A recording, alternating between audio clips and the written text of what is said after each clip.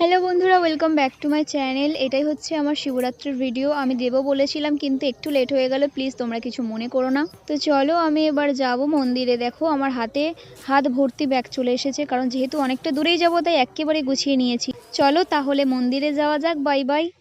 এইবার দেখতে দেখতে মন্দিরে চলে, এটাই হচ্ছে মা কালীর মন্দির, আর মা কালী মন্দিরের পাশেই রয়েছে বাবা ভোলানাথের মন্দির। দেখো আমার একটু যেতে লেট হয়ে গেছে, সবাই অলরেডি বসে পড়েছে কিন্তু আমার লেট হয়ে গেছে। ভিতরে দেখতেই পাচ্ছো আমার বাবা ভোলানাথ বসে রয়েছে, কত সুন্দর লাগছে বাবা ভোলানাথকে, একেবারে মালায় মুড়ে গেছে তিনি।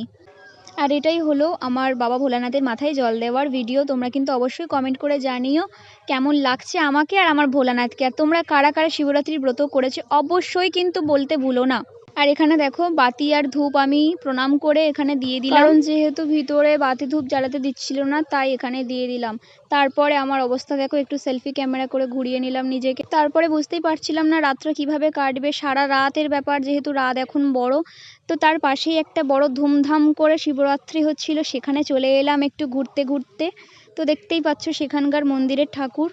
তারপরে চলে এলো হোম। এটা আমি টাইমটা তোমাদের দেখাতে পারিনি, এই হোমটা হচ্ছিল তখন 5টা বাজে, সকাল হয়ে আসার মুখে তখন হোম হচ্ছিল। তো আমি একেবারে আগুনের সামনেই বসেছিলাম, আর সবাই বসেছিল, যেহেতু আমার প্রচণ্ড আগুন লাগছিল, তাপ লাগছিল। আর আমার অবস্থা দেখো, পুরো 2 হাত ঢুকে গেছে চোখ, পুরো কঙ্কাল হয়ে গেছি, বুঝতেই পারছো তোমরা।